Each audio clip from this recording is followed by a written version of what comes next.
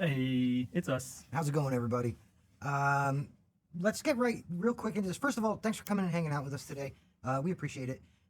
Obviously, we got a lot to talk about. We have everything from an upcoming patch to talk about. We have new content to talk about. We have some questions to get to. We will get to the questions toward the end of the stream. We'll make sure that we pull some questions from chat and try and see what we can get answered. We also know we have a bunch of questions that our community team has kind of sourced over the, the coming across over the channels and all of that. And we're going to make sure that we answer some of those as well. But we've got a ton to cover. So without further ado, I'm Matt. I'm your brand strategy lead here at Gun. I'm joined by my buddy. Hey, it's me. I'm Wes Keltner. I get snacks for people. And I want to give a giant shout out to the man, the myth, the legend, Mr. Robert Fox on the ones and twos, baby. Give it up. There he is. There he is. Good to see you again. Hope you're well, buddy. It's all good. It's all good. Speaking of well, you're not feeling the best. I am sick. So I'm gross and I apologize. And if I cough a whole bunch and sniffle, I'm sorry, but this felt like we had to get this done and get this out of the way. And so I wanted to make sure, No post-stream snuggling. Sorry, buddy. Yeah, no hugs on the couch. No. Just me and my buddy Nugs over here. There you go. But I have paper notes because, I'm tired. Because you're a boomer? Yeah, exactly, because I'm old.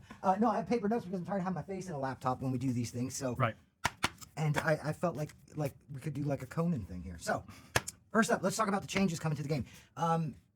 Obviously, this isn't every change coming to the game. We have over 150 fixes coming in our next patch. And you know what? To kind of quiet what I'm sure is already happening in chat right now, this patch we're targeting February 6th for this patch. Yep. Now, before we talk about the details of it, let's talk about that a little bit.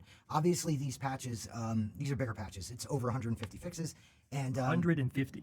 Yeah. Yeah. And now, this can also slide, and when I say slide, I mean a day or two front and back. Right. So when we say we're targeting February 6th, that means it could be February, well, I guess February 6th is a Tuesday, so it could be February 5th, could be February 7th. Yeah. We're not talking about sliding like a month. Right. But it's important to note, we don't have this pinned down yet. This still has to go through cert, but that's what we're targeting. That's what we're on track for, and we're pretty confident in it. So with that being said, let's talk about the first thing that I think everybody's going to want to talk about. Well, actually, I'm saving the best for last. We're going to talk about Danny toward the end of the show, or end of the stream. Yeah. I already see chat now is blowing up, probably. I don't see chat, but I guarantee you it's all right now going, nerf, Yeah. nerf. It's like, we know. We'll get to that. And the situation with Danny is there's a lot to that. So we're going to save that for the end of this segment. But let's talk about grappling, right? Close encounters. You get into a close encounter with a family member. If you're playing as a victim, you get in a close encounter with a family member. Another family member walks up, and all they have to do is strike you once, and it goes straight into an execution. Yeah, not cool. It's the kind of thing that, has become kind of like part of the unofficial way to play. People see that as, well, if I see them in a close encounter, I just got to walk up and take a shot. So in this patch, we are changing it where it'll deal chip damage. So what that means is if a family member attacks you while you're in a close encounter with another family member, it will take damage away from your health. Keep in mind, if your health is low enough for you to go into that execution, it will still trigger the execution. It can still happen. But it will take chip damage if you're healed up and healthy and you're just in that close encounter. So, gone will be you're winning the close encounter, and you're in the process of winning it, and they, come up and execute you, and it's over. Right. I felt like that was pretty important. Yeah, it's a good one. Door trapping. What does that mean? Well, you guys, in your infinite trollery have been locking poor Leatherface in rooms. Yeah. And using the barge mechanic to prevent him from cutting the doors down. In this patch, we made a change where now Leatherface can initiate door destruction, and latching and things like that can be done while barging is technically happening. You're locked up in that animation to start barging. So Leatherface can just cut the door down now. So that's done and away with. I felt like that was an important one to get out of the way here quick because, again, nobody likes being trapped in the closet when trying to play Leatherface. So let's talk next about. Let's stick on our buddy Leatherface. Okay. Instant start. This was one that Wes brought up. You had some feelings on instant start, how it existed prior to this, if you wanted to. Well, are we hearing from the community too that this is? Yeah. Well, I want to hear their take on like what you've read or what you've heard, that how they are feeling about what it used to be, or maybe some of the demands of like, I wish it did this instead. Yeah. And then I'll also kind of go into a little bit about. Well, the main thing with instant start, the reason this line item ended up in here, in from the community, and in my experience seeing what I see and what the community team pulls for us, instant start didn't really feel all that like move the needle enough. Yeah. Because it's still not instant, right? There's still like a. I mean, that was my number one beef with it, is we're calling it instant start, yet it didn't feel instant. There was still a state change, and then the full animation plays out of him getting it started. And it felt like, to me, it was negating what that mechanic can do if you're trying to be sort of a stealth Leatherface. Mhm. If you want to run chainsaw off and sneak up on people, then you should be able to hit insta start, and it fires the chainsaw Right. pretty damn quickly. So the way that it got implemented wasn't what I thought. Didn't support the gameplay mechanic of being a stealthy Leatherface. Well, now when you hit instant start, he'll pull that ripcord. That chainsaw starts. There used to be this kind of like animation where he goes and then back into ready to go.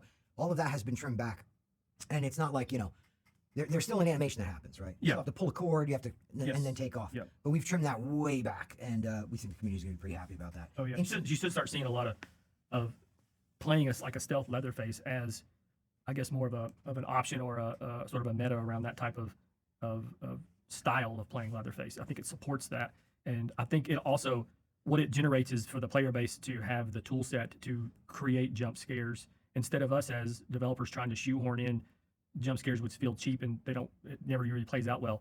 It feels more impactful if it's like let the player do the jump scare, and you get that if you're a stealth Leatherface and you get a true insta start. Like that would feel much more impactful. Yeah. So on the topic of Leatherface doing things more quickly, we also we've shaved close, just shy of 2 seconds off of the time it takes Leatherface to destroy a barricade in the basement. Yeah. I know this one's a big deal. A lot of people talk about it. It feels like it slows him down so much to destroy them that, a lot of Leatherfaces who kind of like know the basement better, for example, just keep moving. They're not really doing too much of that. They kind of get around them other means. So the Leatherface destruction of the barricade has been cut back significantly. Our in-house Leatherface expert, Raj, was kind of, we heard a lot of, whoa, oh, okay, when he was playing. So I thought that was pretty notable and pretty fun. Blood trails. Oh, yeah. The blood trails. Blood trails are a thing that, we wanted to, it's a tricky one to talk about because when we were seeing the comparison between the PC and console, if you guys remember a bit back, we had to mesh those up. They were out of whack. And there was actually the situation on PC. I get the two. I don't remember which one was. The situation with the bigger blood trail. Yes, I think it was PC. It was duplicating the blood. Yeah. And so it was getting like really ridiculous. Or no, it might have been the other way around. It was on console. Anyway. It was console that had the bigger blood trail, I think. It was duplicating the amount of blood like relentlessly. So you would just keep getting more and more, and the blood would get thicker and wider, and these huge blood tracks would be laid out. We kind of like the idea of that because, I mean, you're slashing at these people with razor blades and things. But also, it wouldn't be the correct way to do this, where we just allowed essentially a bug to be a feature. Right. Where we're like, a duplicating decal that we don't know why it's duplicating. Can't just run with that as the plan. Right. So when we aligned the console and PC versions of the blood trails, we were kind of left feeling like, but it was kind of nice seeing more, not necessarily that extent more, but more. So we've added some blood to the blood trails. They're going to be bigger, but they're going to be somewhat in between where the duplicated, messed up version of them were and where the PC version was. So it looks better, in my opinion. Yeah, and when it also kind of makes certain perks kind of seem more believable. There's perks that deal like a little bit of extra damage and all of that, and there's things you can do to slow down bleeding and so on and so forth. And all of that becomes more important in my mind when the blood trail's thicker and easier to track. So hopefully that brings some emergent gameplay. But either way, it should also help families stay on those victim heels a bit. Let's see here. Let's get to minimal one. This one is minimal to talk about. There's not really a lot to say on it, but heavy impact to some players that are in the chat right now that I'm sure want to know. Brazilian Portuguese and Russian translations coming to the game. They're in this patch. They're coming in quality of life too. I know that's been asked about a lot, and I know that as soon as we say Brazilian Portuguese and Russian are coming, there's going to be, some other language that we've missed or something that we, people are looking for next. By all means, continue talking to us about that. For sure. Honestly, that's how this ended up. That is. I mean, those are the two requests we got the most from the player base was, can you support these two languages? And so we hit those first. But yeah, that doesn't mean we're done supporting any other languages that are out there. A lot of that comes from what are people looking for, and we also are monitoring like the markets of what regions do we sell the game the most, or do we see the most active player base in, and those kind of things, which help us to move towards where should we localize next. So that what trumps all of that is hearing directly from the players in those regions that need that support. Like we want to give it to you. Absolutely. And also something like that just feels good to be able to have more inclusive. We could keep going and you can go down a rabbit hole of localization. Right? Oh yeah. You know what I mean? Yeah. But it's nice to just be able to say, that's included. My pen just died. Cool. So that's it, guys. Thanks. Take care. See you guys next time. No, it just means I might read the same patch line twice. Poison Claws on Nancy. Mm-hmm. Poison Claws. Right now, there's a bug happening. Poison Claws is duplicating, stacking in a way that it shouldn't. And the Poison Claws numbers, I believe, were a little bit off as well. Poison Claws should be doing 2, 5, and 8 in the perk description, and it wasn't. Now it's definitely doing 2, 5, and 8, and it's not stacking anymore. So you're going to see a lot of. Hey, you got a new pin. It's raining pens. So you should see Poison Claws acting like as described, which is going to actually be a nerf to Poison Claws. I hate using that term, but there's a lot of people calling for it right now. But it's important to kind of delineate there. Yeah. We're not changing how Poison Claws operates. There's a bug existing with Poison Claws. We fixed the bug, and now it should be not stacking and doing, 30 seconds and what it was. So the stack on Poison Claws was getting out of hand. So that's out of the way. There's a couple of perks I want to talk about. Yeah, let's go. There's a couple of perks I want to talk about. These perks are not the entirety of the perks in this patch. There's another pen coming up. When you say your pen died, people are anxious to be like, here's the pen. I appreciate you. These perks are not the only perks that we're touching in this patch. There's a couple more. These perks, though, I feel are some of the ones that are kind of meta, and they're kind of high profile. And I think that people are going to be interested in these changes. And so we wanted to mention them here. We also, we have Muerto Times coming. At the end of this stream, we're going to be putting out the Muerto Times. Excuse me. Bless you. At the end of the stream, we have, I hope that I'm not getting you sick. We have a Muerto Times coming. We have patch notes coming as we get closer to the 6th. For those of you who might have missed the beginning of the stream, we're aiming to have this patch out on February 6th. That would mean patch notes would be coming either just the tail end of the week prior or that Monday prior. And that full patch notes will have the over 150 fixes that we're talking about. But these 4, here, just to give you an idea, Choose Flight, Bomb Squad, Easily Tuckered Out, and Confusing Mechanic. These 4, I think, are going to be important. Top bill for what we're hearing in the community right now, that this needs some love. This needs to be looked at. Someone please adjust this. Let's work backward. Let's do it. Confusing Mechanic now works on the fuse and valve. Confusing Mechanic, for those of you who might not be... Very helpful, actually. Yeah, for those of you who might not know, Confusing Mechanic adds some time delay and difficulty to turning the device you've turned off back on, right? So it's kind of like Saboteur, but for family. It used to be working only on battery and generator, the car battery and the generator. And the idea being that in the beginning of the match, if somebody with Confusing Mechanic was the one who turned on the generator, it would be that much more difficult for the victims to turn it off. Well, we've had changed the start state for the battery and generator. So then Confusing Mechanic became so situational because it relied on the victims turning off one of those devices and then you being the one person to turn it back on, right? But Fuse and Valve have now become, obviously, as things go, the Fuse became a popular exit for a long, long time. The Valve definitely did. Now the Valve is seeing less usage, kind of more in the special escape kind of category that we originally had intended it to be. But you see the Valve and Fuse used more, and we felt like Confusing Mechanic made sense to apply to those as well. So if the family member has Confusing Mechanic on and tampers with the Fuse and Valve, it's going to create a more difficult restart for the victims. Well, that was a pretty cool change to it. Easily Tuckered Out. We dropped down the percentage values for this one. Easily Tuckered Out now is going to do 10, 25, and 40%. And basically, this is a stepping down of the power of Easily Tuckered Out. I know that this might not sound like as big of a swing as some people might have wanted us to take, but it's also the kind of thing that, we can continue to keep an eye on and tweak and adjust.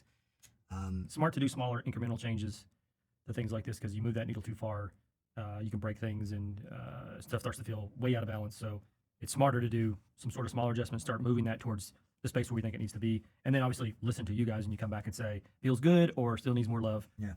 That's when we can get back in and start continuing to make those little tiny course corrections. For sure. Choose Flight is a big change. Choose Flight, I would say, is an overhaul of the perk. Basically, Choose Flight was giving you run out of stamina, you get a charge that would drive you back up to 100% stamina, and you're getting 3 charges at level 3. Yeah, it's a lot. That's 300% stamina on top of the 100% you start the game you have at the moment. We are scrapping the charges on Choose Flight. We think it should be a moment of kind of adrenaline reboost kind of thing, right? Where you've stammed out but you need just that little bit more. So we like the functionality of that, but the charge system was not really working here. So now level 1 Choose Flight, which means you've just got it unlocked and just equipped it. You get 1 replenishment of your stamina. So in other words, your stamina depletes, you'll get effectively one charge of stamina regained, but it'll only be 50% of your total stamina. Level 2 for Choose Flight is going to be 75% of your total stamina. And level 3 is 100% of your total stamina. But again, keep in mind, you can get it once per match. Right. So the idea with Choose Flight is you should be watching your stamina bar now and knowing, well, I don't want to push myself to the point of empty and trigger that Choose Flight to kick in unless I really have to, because you're getting 1 of those 100% per match. Bomb Squad is the next big one that we changed. And this, we did the opposite. We went the charge route with Bomb Squad. Previously, Bomb Squad would help you, first off, you can disable a hitchhiker trap with no bone scrap. You could do it faster. You could do it, all these different things. Now Bomb Squad will work off of charges again. The idea being, you equip Bomb Squad, you can at level 1 disable 1 trap. At level 2, you can disable 2 traps, and at level 3, you can disable 3 traps. Now those can be the same trap 3 times. So if the hitchhiker is resetting that trap and you keep going back to it, or it's in a traffic area and you have to hit it, it could be the same trap 3 times or 3 different traps. In the future, if there's other types of traps, maybe it would work there too. We'll talk about all those things. We'll cross all those bridges when we get to them. But the point being, now you get 3 shots with Bomb Squad, and that's that. So you can't just kind of basically continuously, reset and all of that. Yeah, so those are our perk changes. I have like dry mouth. I feel like I'm going a mile a minute. Don't forget, we are going to get to questions at the end of this. The next thing, the big daddy that we got to talk about here, that everybody's wondering about, and that I do have to go to the laptop for, because it's just honestly pages, right? There's some. I'm going to try to trim this out, right? But I'm looking at I'm looking at a page of info on Danny. I see it. Instant study with Danny. This is an important one. Danny, instant study. You could, level Danny up to a point where then you could instant study something and tamper with the same thing that you studied. Now, instant study will disable the ability to tamper fuse box, car battery, valve, tank, or generator if you use it on those. Instant studying for other objects than the aforementioned is unchanged. So in other words, if you instant study the generator and then you go to tamper it, you won't be able to. Okay. You've burned your opportunity by using instant study on it. You can study other things, get that up, and then tamper the generator. Yep. But if you choose to study the generator, you will not get to use your tamper ability on the generator. Basically, it stops you from being able to go up, instant study the exit item like the battery, then tamper it, and then go straight out that door. Right? Basically, yeah, ensured that this only applies to players with the instant study upgrade. Again, this isn't for all studying. You can study it and tamper with it. It's only that instant study that you get through his metagame system, right? We've also made it so that Danny no longer has to inspect an exit object before he can tamper it, and we'll see prompts for both tamper or instant study. Prompts displayed as long as the tamper conditions are met. So, basically, oh my gosh.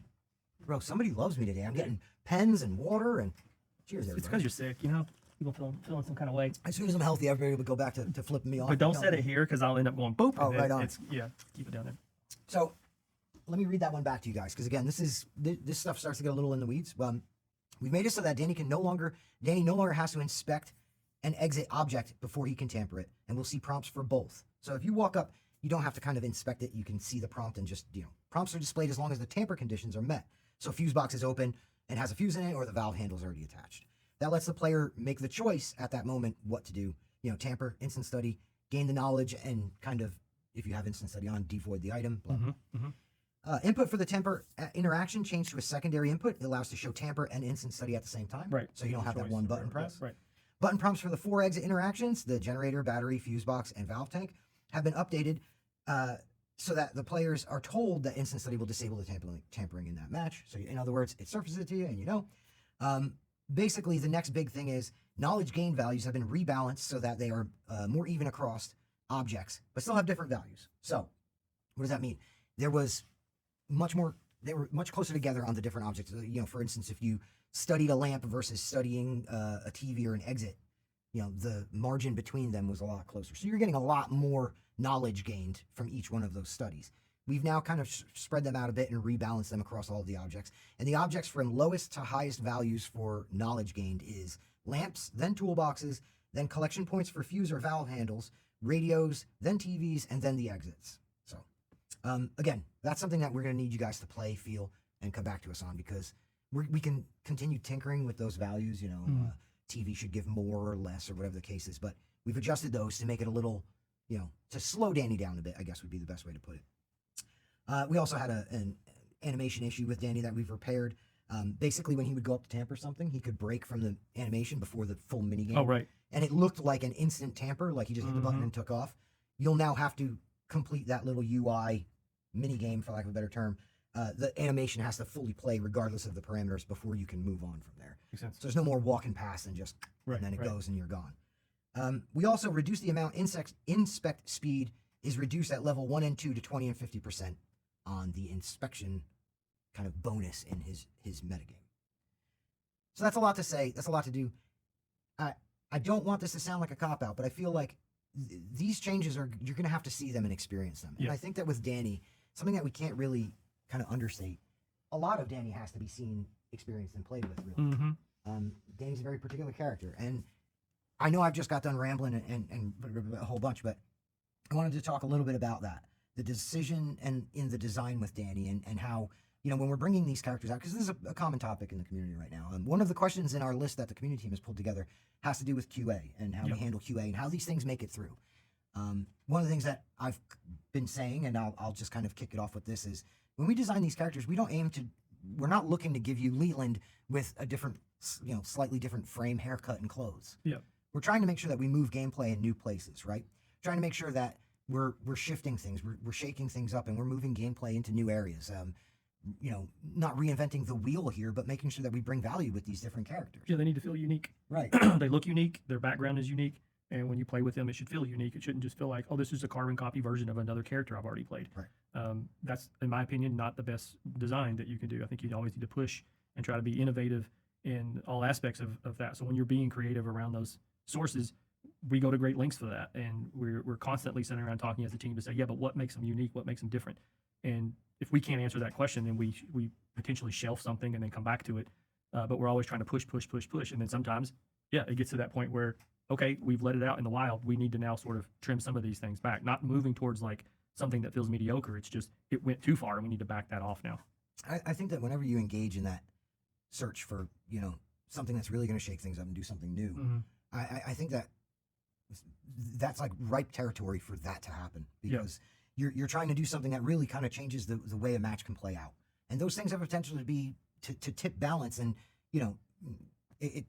tipping balance is really the best way to say it, because it's a matter of a feather too far and you're over the edge and it's done. Correct. So yeah, things happen, shit happens. Yeah.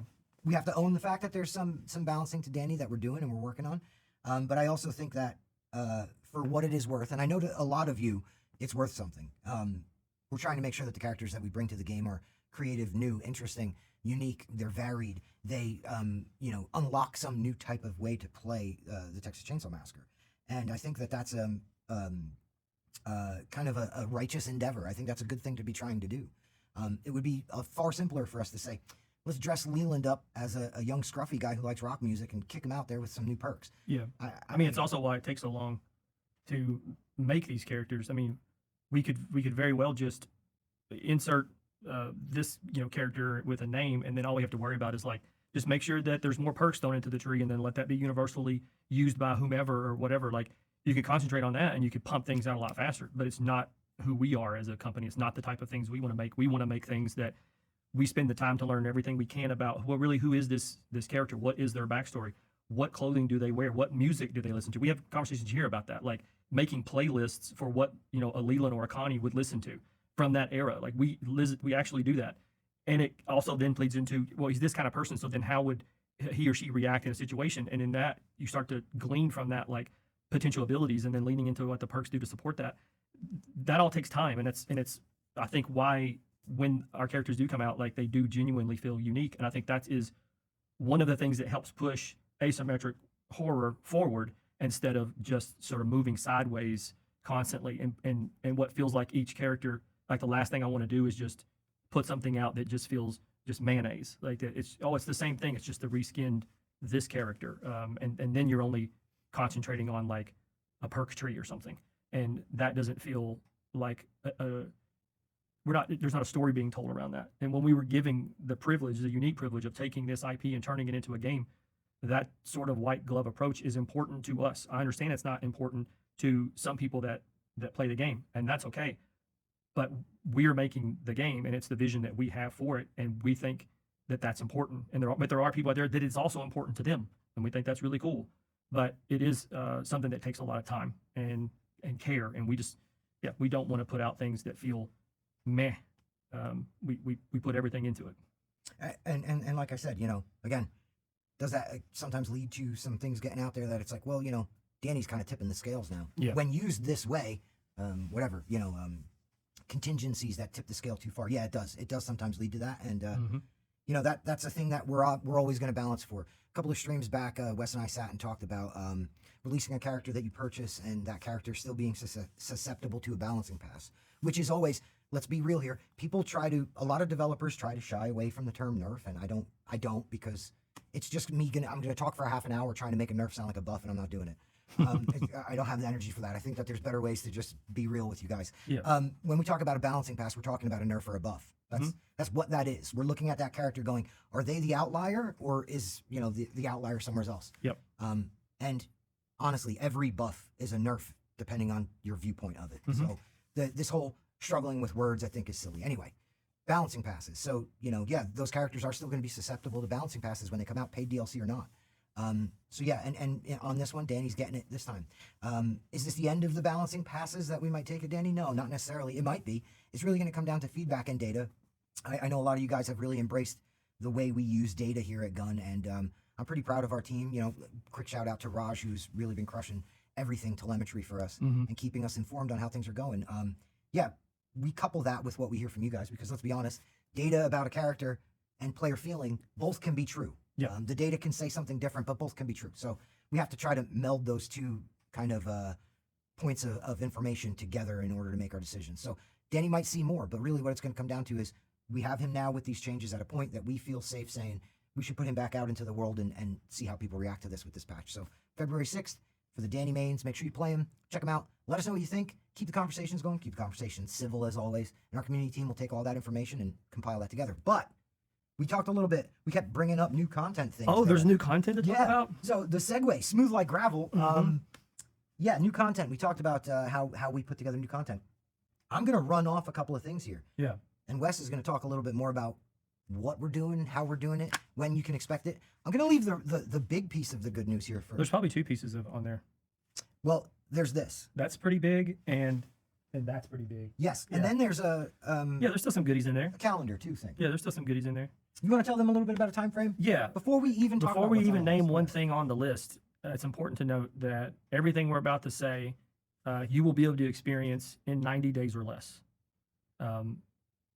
So yeah, if you know how to do math and can read a calendar, you kind of got a basic idea of the time frame that you're going to be able to experience these things. So right off the rip, what's the first thing to discuss? Execution packs. And that's plural, execution packs, more than one. So you'll see new ways to execute victims, and they're pretty brutal. I've seen the footage, and they're pretty good. We turned it up a little bit more for this. We heard from players that they wanted more of that. I think some of the ones that launched were, I wouldn't use the term tame, but they weren't like over the top. And I would say we're moving that needle a little more towards brutal. We really just kind of let Ronnie off the hook and was like, let's get a little more dangerous in here. I got a funny story about that. We were on the mocap volume, and I heard Ronnie giving direction to the actor who plays Johnny. Yeah. Dove is his name. Dove's a great guy. Yeah. So Ronnie's giving direction, and Dove kept kind of looking at him quizzically, quizzically. And I got a little closer so I could hear. And Ronnie's just explaining this, which I won't elaborate on because, we want to keep it a surprise. Spoil it, right? Yeah. He's explaining this absolutely brutal kill, and Dove's like, "We can do that." We're like, "That's it." And Ronnie's like, "We're gonna, we're gonna do it. Yeah, see how it goes." Right. So we pushed. I think we pushed the need. I think Ronnie really, particularly pushed the needle to a place that's going to surprise you guys, and then some. So I'm excited about the execution packs. Yep. Weapon skins is another one. Yeah. So ways that you can, sort of cause using cosmetics or whatnot, change some of the weapons that all the family members carry. Yeah, you'll see that coming in the next 90 days or so. I think it's really cool because it gives some uniqueness to some of the weapons that you're already sort of accustomed to seeing. While some of them may be smaller and sort of in hand, they still can be seen, and they still, I think, in my opinion, look pretty cool. So stay tuned to socials for some up close images of those in the weeks that follow. Now, there's one more here that there's an angle to this next one because we have cosmetics for the family and for the victims. Correct. Yeah. But there's a bit of process in there that I think you and I had talked about a little bit. Oh, is there? Go ahead. I mean, the idea with cosmetics and how we're going about making them and how we're pulling in some talented folks to help us put together these cosmetics. Yeah. I'm going to let you actually speak more. Oh, it's just we're working with a studio named Art Bully, who we've worked with in the past. We worked with them on Friday 13th. They made a lot of our Jasons. They're just a very talented studio. They've since grown substantially larger since when we worked with them on Friday. So shout out to Marcus and the team at Art Bully. But they've come in full force and have been helping us create all new outfits for everyone in the game. I think you guys are gonna be excited to see what's coming, and they're moving fast, and there's gonna be a lot of them. So be on the lookout for new goodies for both sides again in the next 90 days or less. Yeah. Now, next up. Oh, this is a big one. Remember when we said free maps, etc.? Yeah. Everybody clowned on us. Oh, they did? Yeah. I missed the clowning part. Well, I'm not surprised though. Listen, I get clowned on a lot. So we struggled with the etc. because we weren't really sure how to illustrate. They didn't this. like etc. No, they were like, "What does that mean?" You know? Okay. Of course, maps are free. And we were like, "Yeah, but there's." At the time, we knew about this next item, but we could not speak on it. Yeah. And so we went back and forth on: do we even say there's anything more for free? We want to let you guys know there was more coming that would be free. Yeah. But we also didn't really know how to say it, so we said etc. And we got rightfully kind of joked around with a little bit. Museum mode. Yeah. So that's a new mode that's coming in the next 90 days. In this mode, it'll allow you to move around the family house. If you played the virtual cabin in Friday the 13th, then you kind of get what we're going for. It does have some sort of mild puzzles and things, but it's also some like behind the scenes of both the game and the film. There's some photo op areas where you can like actually use the camera and take pictures and have those saved, and you can share those out or do whatever. And then like some trivia and some information about, again, sort of behind the scenes things from the film, as well as behind the scenes things that we all experienced when we were making the game. So if you are into that type of content where you're able to, instead of putting on like your Blu-ray or DVD or whatever and watching the behind the scenes like that statically, it's like that, but you get to walk through it and be sort of a part of it. And then there's some things to sort of some puzzles to sort of solve and move through to unlock and see more and have more unique, interesting experiences. And so that'll be coming in the next 90 days. It's a free mode in Texas Chain Saw Massacre. Within, I want to specify something some folks from chat are struggling with, and I realize it's the way we're saying it. In 90 days, we don't mean that in 90 days from now we're going to have a DLC drop that's just everything. Yeah. Within the next 90 days. Correct. These things are spread throughout. Right. I think that, do we know our shortest time frame before we get to the first thing? I don't think. Well, I know there's nothing that's going to happen before the quality of life. Quality of life, February 6th, then would be our first moment of this. And then everything past that, that sort of time window is you're going to start seeing like a cadence of things dropping that we're talking about on this list. Now, I wanted to note to you guys, obviously things like some cosmetics, maybe execution packs, weapon packs, those things are going to be spread throughout the course of the next 90 days. One thing that's important to note, which is also our next thing to talk about, we have a new victim and a new family member coming. Oh, shit. New victim and a new family member. Now, before we even start talking about this, I'm going to pass the mic to Wes, but before we even start talking about this, I need you guys to understand now, beforehand, these guys are going to be closer to that 90-day mark. Yeah. So whereas we talked about like some execution packs, some weapon skins, some cosmetics and things, and those will be throughout, obviously anywhere in between February 6th with quality of life and forward for within this 90-day window. The new family member and the new victim, that's going to be closer toward that, right around that 90-day mark. Yep. We want to make sure that you guys go into this knowing that. Yeah, you don't get this, in the next 2 or 3 weeks. It's going to take some time. We're still sort of putting the finishing touches on all those pieces. I don't want to get into the details of those two things because I want you to see them. I want to show them to you. I want you to see them, via a trailer and a reveal and even some behind the scenes of like who are the actual people we cast to portray those. All that stuff is, I think, going to be exciting to you, and I don't want to ruin that today by just giving you like just a tiny bit of that. I don't think that's fair, but I did want you to know that there's a new victim and a new family member, and you're going to get to play both in the next 90 days or less. Now, what's important about that is we talk a lot about, again, like I said, this 90-day window and all of these different things that we're hitting on. They're going to be spread throughout, leading up to that. But I know what I wanted. I played as both of them yesterday. So, yeah. So They're still in completely unfinished states. But one of them doesn't really have a face. But yeah. Well, they have a face. Some temp material and things like that. But it's coming along, and it's exciting to see. Going to be some new faces. So yeah, that's exciting. So now we're getting into more of the etc. too. Oh, good. More free things. Oh, I'm gonna let you kick off the first one there. Maybe this one. Yeah. What are we referring to that as? Okay. There's a new look, a new outfit that we're making for Sissy, and it's known as Bride Sissy. So it'll be Sissy in a wedding gown, in a very twisted. You'll see. We'll be revealing some images of that pretty soon. So again, stay tuned to us. But there was something about that really drew in. I think Ronnie was really fascinated with that juxtaposition of this weird, twisted person donning the look of being in love, but yet maybe has never really tasted it, and this idea of evil and what seems like wearing something that felt more angelic because of the white in the wedding dress and that kind of thing. So yeah, you'll be seeing Bride Sissy coming, and it's free.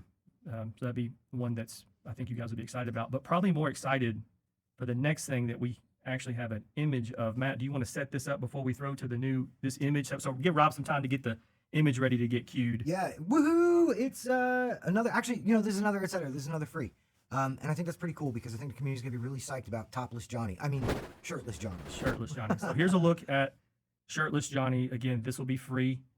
One thing that we are also talking about is like if there's future ways that you could maybe change a few things about like the shirt that's hanging out of his pocket, or we're having some discussions like that to like, can we do something else that's cool with that? But for right now, that hair is not final. This is like as we're putting things together on this model, and because obviously if you Johnny without a shirt on in the normal, there's no texture like that, and so we had to make all exactly the way we wanted him.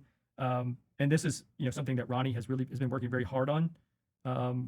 Ronnie studies sort of the human physique a lot, and he wanted Johnny to have a look to him that was very intimidating, and that doesn't always just mean like massively huge like beefcake guy. So there's a balance between like having the strength of someone who works on a farm versus a strength of someone who goes to a gym.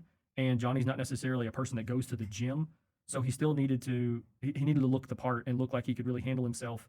And I think Ronnie's done a fantastic job of giving the art direction to the 3D modelers to get Johnny in a place that we knew we always wanted him. Actually, this is just an interesting side note in that when Ronnie originally, like over a year ago, was writing up what this character, actually it was like 2 years ago, I think, when he was writing up the bio of like Johnny, he had him without a shirt. And when we were talking about through those things, we're like, well, but customization options and things like, let's put him on put a shirt on him and see what he looks like. And then we had him with a shirt and we're like, okay, we'll stick with that. But the original like written bio of him was he was going to look like this. So it was nice for Ronnie to be able to go back to old notes. And it was nice to know that the community was also interested in seeing a killer that, didn't have a shirt on, which kind of makes sense in Texas. It's hot, and, he's doing a lot of manual labor. And so it's not a stretch to think that he would be that way. And again, the original bio that was written on him had him like this. So that's going to be coming to Texas Chain Saw Massacre in the next 90 days or less, and it is free. What's next on the docket? We got one more. One more thing, huh? And I think that means that we got to talk about the map. Oh, there's a map. There's a new map. Whoa, ladies and gentlemen, boom, right jumping into right into the mill. This is this is a screenshot. Basically still in development. Visuals not final. Yeah, very much still in. We haven't done our beauty pass and things like that yet on this. But the reason why we wanted to show you this is just to give you an idea of how different this is compared to every other map we have in the game. This game has far more verticality than you've experienced yet in Texas Chain Saw Massacre. There's actually 4 playable levels of verticality in this, from basement, mid-floor, second floor, third floor, and then you also have a dry creek bed that once you get down in that, like the depth of that versus the height of this, of the tippy top playable space, is pretty significant. It's nothing like you've played so far, which creates some unique gameplay that we haven't seen either, where getting trapped into that mill and moving vertically instead of horizontally throughout the game space, it does create some unique gameplay that we haven't seen yet. And I think we saw a tiny taste of that with Nancy's house, with it having a bit more verticality in that it was almost like that was the testing ground for the idea of, does the Texas Chain Saw Massacre design work when you start moving up instead of out? Yeah. And that little test with Nancy's house said, yes, it absolutely works, and it works really well. So now let's turn the volume on that and give players a map that has far more verticality in it. Matt, you've spent some time kicking the tires on this map. Do you have something you want to add to that? One of the things I wanted to bring up, I think it was interesting how you brought up Nancy's house, because Nancy's house has the verticality not only of the ramped driveway, Right. which you can see in elements of this map in Yes. the dry bed in the back, right? Mm-hmm. But also the ladders and the porches in the back of Nancy's house, which you can see, you end up seeing here, because there's, catwalks and things like that that connect different areas, but, you have those lower sections. So being a cook player and being up a bit and being able to, or really any family member being up a bit and being line of sight is different with this. Right, and, yeah. right. Mm-hmm. That line of sight works vertically versus having to count on long distances. So it definitely changes the way you play. It changes the way you evade the family, and it changes the way you hunt on the family side. Yeah. It's also just a really cool map. Yeah, and it also, like, there's some interesting, more points of interest, I think, on this in terms of unique assets that you'll find in the map that make for callouts much more efficiently than you might have on, say, like Slaughterhouse, for example. It's a little harder to do callouts on that you'll find this to be a little bit more, it's a little easier to be able to say, hey, he's over by the this or they're over by the that, because you have far more points of interest on that. Another thing to point out is this is an abandoned sawmill. So when we say mill, we're talking about a sawmill like where logging work would take place. But it's abandoned, which is why it's all in bad shape and disrepair, and you can see the gaps in that building, and the woodwork is rotting and sort of falling away. It creates unique lighting inside that building, which we will be in the near future be putting out images of what it looks like inside as well. So be on the lookout for that. But the point here was just to show you guys a quick screenshot to see that we're moving up, not out, when it comes to like the direction of unique gameplay. Instead of just doing a rinse repeat of a similar map or making it feel like you're playing in the same arena every single time, we're just moving exits or something. We don't ever do that. We always take this as everything needs to look and feel unique when you sit and play it. And that's from character design to level design, which again reinforces the thing I've been talking about, is this stuff takes time. I'm not going to rush to put something out that feels, again, very mayonnaise. I don't ever want to do that, because what's the point of that? I would rather put out things that when you touch it and play it, you're like, holy shit, this feels different. That's always our goal. And, on that note, while we do have time left to get mill ready, obviously there's still a lot of work to be done. Yeah.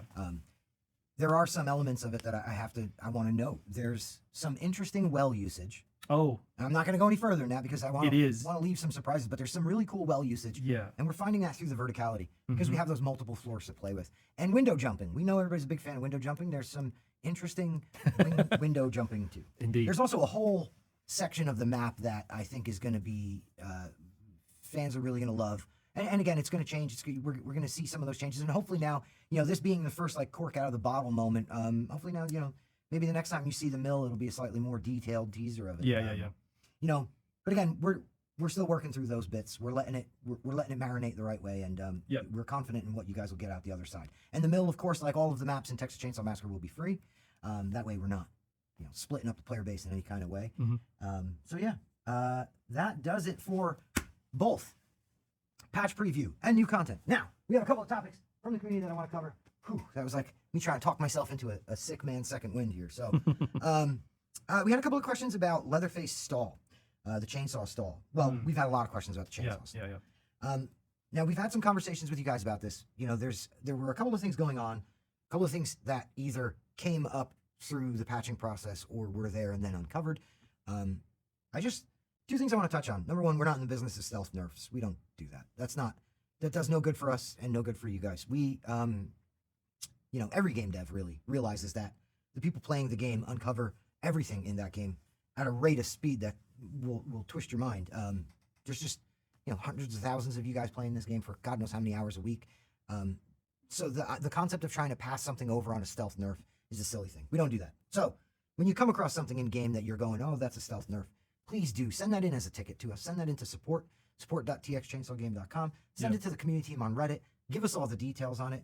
Please don't assume that we know because we stealth nerfed it, because a lot of times that's not the case. A lot of times something gets uncovered in a patch that we did not know was an issue, and now we have to kind of address that. So there's some things going on with Leatherface. We took care of the UI thing. We're still sniffing into some of the situations with the chainsaw stalling.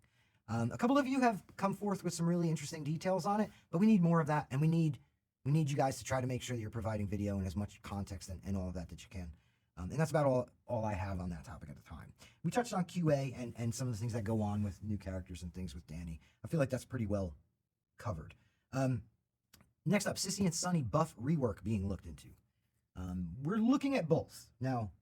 Rework is a tricky term. Yeah. A lot of times, Wes, the concept of a rework, it feels so baby in the bathwater. Yeah. I mean, it sounds like you're starting over, and it's Right, not. right. I don't think either one of those characters necessarily need that.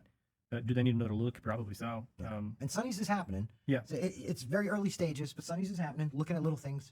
I know, and I've shared this publicly a bit. Base attributes are being looked at for Sonny. We want to try and see where we can tweak in there to give him a little bit more of that edge and personality. Yep. But in my mind, a rework is like throwing out the ability and or a new ability. I feel like a rework is a last. That's the last thing you go to, and I don't think that either of these characters are there. I think that Sissy, the work has not started on yet. Maybe there's some minor investigations going on there, but by all means, hit us with the feedback. Sonny is definitely he's early stages of being looked at. Obviously, not in time for the February 6th patch, but we're aware and working on that. Tweaks to noise following victims in the works. Yes, actually, very few though.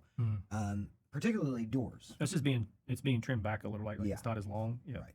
When you're in a chase, this was the situation we're hearing from you guys. Obviously, if there's more pain points with the victim noise following you, let us know and we can continue to look at it. But victims were being chased through doorways, and the door they're thus opening or closing the door. Yeah. In a hurry.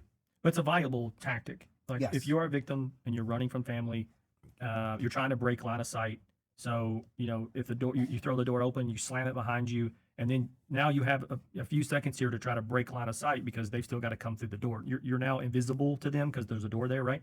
And you want to break right and try to hide somewhere. Well, the noise thing basically negates your ability to do that right now. And so the discussion that's been having in design is that time from making the noise to now you sort of no longer being on the ping radar or whatever you want to call that, where the family member can still follow you. Let's reduce that a little bit and see if that gives players enough time to still use a door as an effective way to break line of sight and then truly get away. Or how much does that need to be adjusted? So I think we're making those discussions and adjustments right now. I'm not sure when that's slated for you guys to be able to touch that, but when it does come out, definitely want to hear back. Was it enough?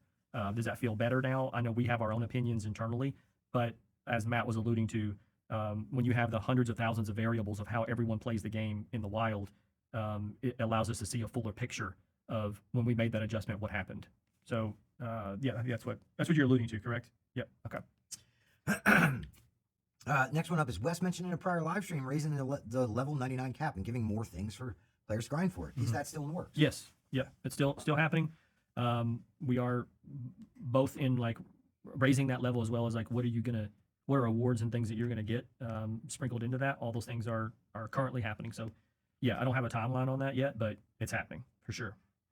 And the last one that we've from this little list, I want to caveat here. We didn't go too crazy with this list. This is pulled from the community team, and these were their top 5 that we wanted to get to.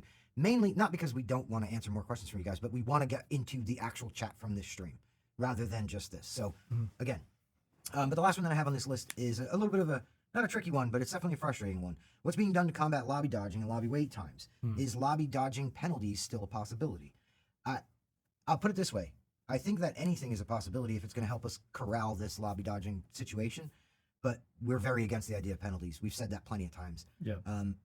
We hate the idea of having to penalize players in order to, get this under control, and we're trying to make sure that we figure out creative ways to get around that. But I mean, ultimately, there comes a certain point, not that we're there now, but there comes a certain point where it's either folks stop leaving lobbies or we have to start motivating them not to. Yeah. And so yeah. And transversely, that could also be, do you incentivize for always sort of sticking around? You're not the one that's backing out all the time. Right. If you do that consecutively, is there something you can kind of get? So yeah, there's a lot of discussions that's being had to try to correct that behavior, some on the negative side, some on the positive side.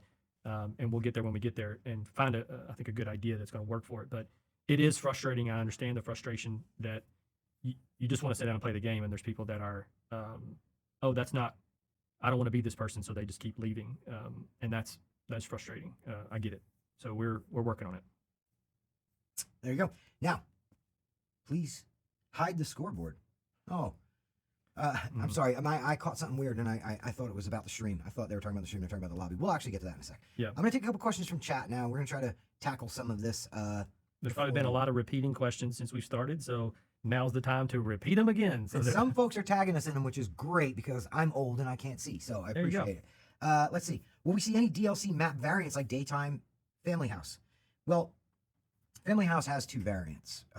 Usually the way we handle that is we try to pick a time of day that suits the map really well. You know, like dusk and dark and things like that. And those aren't arbitrary. Rob, Ronnie, everybody basically, you know, goes over different possibilities, and some ones just don't work. Certain ones don't work out. Slaughterhouse in the pitch black dark of night does not work well. So usually what we try to do is that. And the ones that you have 2 versions for each map that's out now. Those are the 2 that we felt play the best. Maybe you'll see them in the future with other maps. But again, you know, going back to, because you mentioned Family House by name here, going back toward Family House and adding in a 3rd, unlikely unless we come across something that really makes the most sense. Can we get some fixes on Cook's locks not visible on the white fence in Nancy's and the blue slaughter sliding door? It's not visible on those? That sounds like something that has to be sent through support. If you haven't already, please make a ticket. And in case you've already let the community team know and you guys have had some long conversation about it that I don't know about, please don't attack me. I just don't know. And I'm sure that those... I never heard of either one of those issues either, but I'm not surprised that on, especially the new map, that there's some outlier. There's some weird thing about an interaction of an asset being placed, either falling into the geometry of the gate itself, because the gate itself can move. So applying something that is additive to a thing that can move, sometimes the geometry supersedes. So it's there, but it's like buried in it. So I'm not surprised that that's a thing, but please do submit tickets. And the best thing to do is if you have a clip of it happening, like if you walked up as Cook and you put something on and it disappeared, just seeing the visual of that helps all of our engineers jump on it immediately and get a fix for it, more so than us just relaying a tweet or something where we're like, somebody said locks are disappearing. And they're like, what do you mean? You know, it's like, so the more, and I'm not trying to ask you guys to be like a part of the team or so to speak, but there are so many variables that go into this and so many individual little edge cases, or sometimes not edge cases. Sometimes it's like every time this is a bug that can be replicated.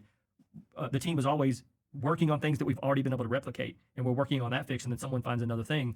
So the more detail we have on it, the faster we can get that thing replicated and potentially into a patch faster than if we had to wait until, we got to get these 10 things into this patch, and then we'll take a look at that. It's like, well, if we already have the edge case proven via video or otherwise, it speeds that stuff up. And so it again, I'm not trying to say like you guys need to like work for free or some shit like that from us. It's not that. It's if you want these things happening as fast as humanly possible, the more details we can get from it, the quicker we can fix the problem. So please do, if you see those things, please do submit. And the other thing I was going to say is there's never a situation where you submit a ticket and we go, get out of here. We already know. Right. So you can always send in a ticket about a thing. Yep. And again, video is great, but even if it's just what you typed there, it still counts. It still helps. So please do make sure you guys are using the support channels. Scout Nerf. Scout is one of the perks we're looking into. I'm not sure that's any Scout changes made it in for this update with these perk changes, but Scout is definitely one of the perks we're looking into. There's no way a perk ends up on like 98% of people's builds and is not a perk that we're going to look into. Yeah. So here's a good thing for us, an exercise for us to go through. When every one of your friends uses the same one perk, know that we're probably looking at that perk because something's probably going on there. Yeah. But anyway, yes, Scout is one that we're looking into. No time frame on that just yet. Details as soon as we're ironed out on them. Are we getting a Bloody Nancy skin? We would love to do a Bloody Nancy skin. We would love to do bloody skins for all the family. We don't know in terms of where or what when that will happen. I mean, I can say that I'm focusing on new clothing options for everybody right now. Right. It doesn't mean that bloody is off the table. It's just I'm trying to get some new things in the hands of people so that they can express themselves and play the game. And it actually can create a more visual variety into the game when you start seeing new and different outfits. Where blood is still cool, and I think that we should have it in there. I have new outfits as a priority over that. So it's not a no. Like, yeah, you're going to see that in the future. It's just that's not where my focus is right now. Has the perfect family kill unlockable been looked into? Yes, actually for quality of life too. This update that we're talking about right now, the February 6th one. Status of that in the upcoming patch notes. Yep. In-game reporting updates, again, high priority for us. Something that we are trying to get into the game at the earliest possible convenience. But as far as where that is, you're gonna have to wait for the full patch notes to see if we can wrangle that one in time also. Let's see here. Gotta look for more. You guys gotta keep tagging us because again, old man. You ever thought about making a battle pass? We have, but it's not. We would rather figure out ways to create opportunities for our players to unlock things. We've talked actually in one of the previous streams about an in-game currency where you guys could potentially unlock things. Something along those lines, but not really a full battle pass. No, it doesn't seem to fit our game. Leland concussive hit ability. Description feels a really weak for people to understand it. Neither do I. I think what you're saying is that his shoulder barge ability, the description, you're not understanding it. I'm sorry. If you can clarify, I'd love to answer that for you. Bugged unlockable with perfect family game in Quality of Life 2. This update, we're working on that one as well, and hopefully the February 6th update will have it. Barring something going wrong. Why is Grandma not in Grandpa's room in the family house? She went for a little walk. That's all. Every time someone's asked me that question, like when we take a picture or somewhere in the building, and they're like, "What?" Where? I'm like, "Who you think took the picture?" Like, every time we show the picture, but yeah, like TBD. Yeah. What I saw here, what happened to Maria? And that's a good opportunity for me to say pedalsgame.com, I think was the URL for that there. Yeah, play pedals. Some interesting lore in that. Will there be a Sunny buff? We covered that. We're looking into it already. We're in like the baby steps beginning of that. And then we let multiple people play the same victim instead of victim locking. No, we don't want to have any situation where there's 4 Connies running around. No. Or 4 Lelands, for that matter. Why doesn't Johnny have any voice lines for Nancy? It's his mother. Voice lines for Johnny and Nancy. I believe his voice lines for Nancy are in there but need to be tweaked or reconnected, but it's a bug that we're looking into. Yeah, I don't think they were triggering. They were recorded. I don't think they were triggering. Yeah, that's the wording I wasn't finding, yeah. Crossplay party up, crossplay with older gens. Crossplay with older gens, probably not. Crossplay party up, I don't know what you mean. The real way to encourage stealth is to hard punish rushing. So how will you go about that? Again, here at Gun, we're trying to not take the route of punishment and more so motivation to do the other. So you guys, if you've been paying attention to our last few patches, we've had a lot of changes go in that kind of motivate stealth play more. And we're confident that we've got some more meat on that bone to go to work toward before we go worrying about punishing the ulterior. Let's see here. 8th person spectate mode for custom games, please. Custom games are something that we're looking into, but it's a down the road thing.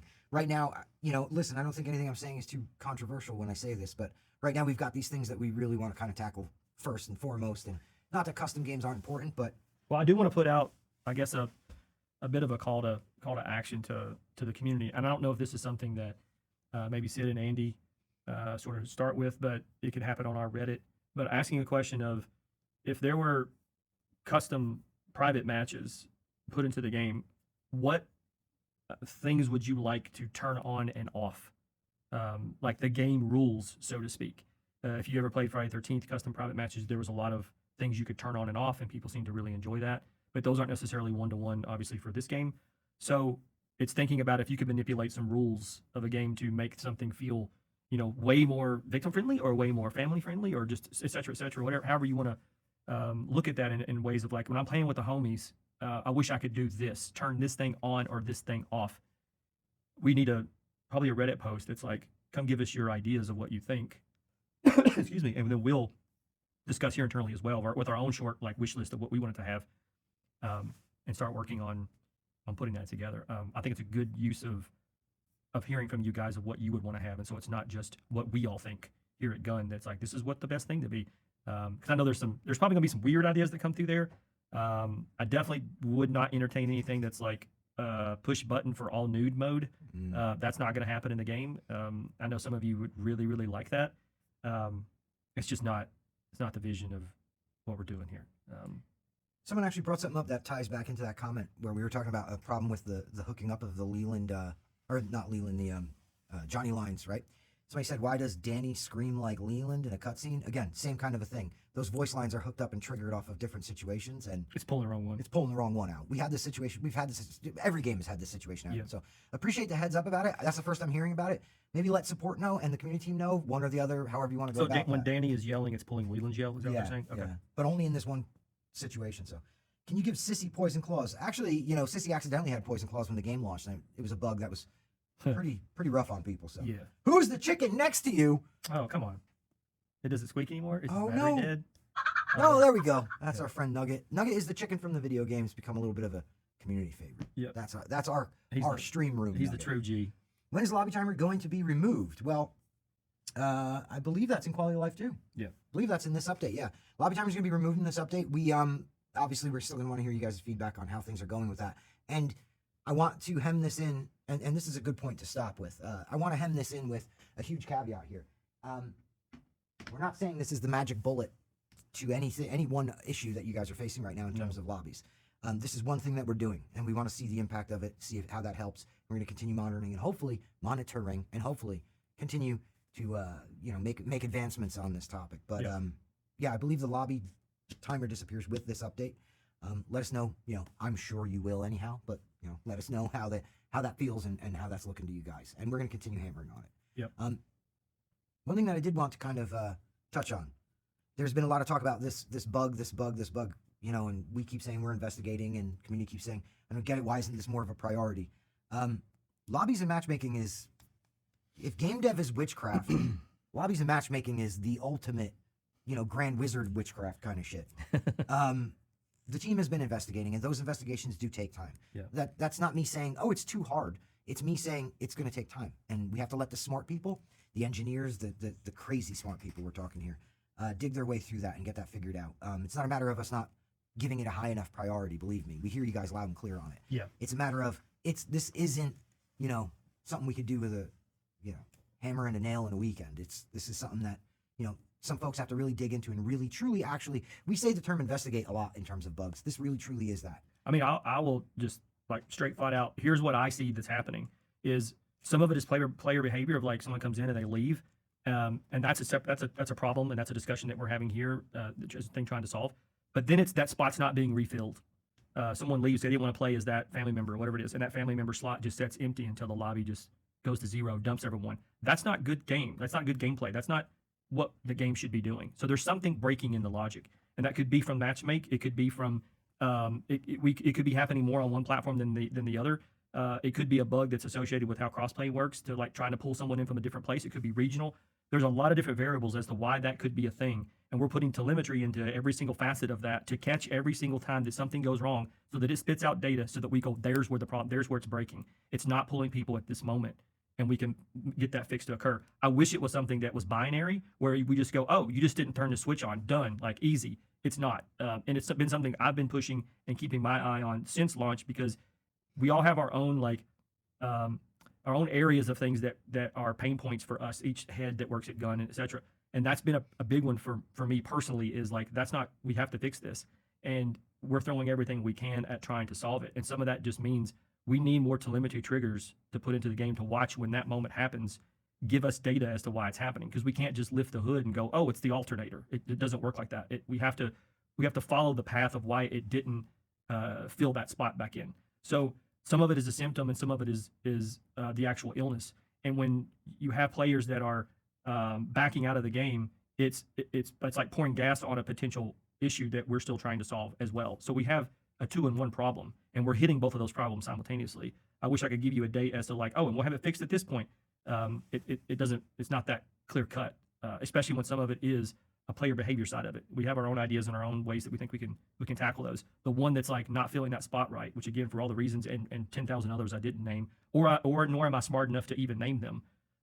That's the one it's very difficult to pin that down. But I basically have an APB out with every smart person I know that's not even like affiliated with Gun or Sumo, to just go, have you seen this? Like, how can you help us with this?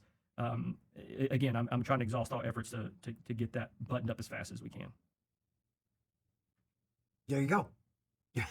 I don't have anything to add to that. That was a great answer. Basically, thank you guys for tuning in. Thanks for hanging out. There's Muerto Times. It's going to get posted to socials, maybe even right now. Community teams out there, they're probably whipping away at that now. So Muerto Times coming today. Like I said, we'll be getting the patch notes as soon as we can. We're targeting that February 6th date.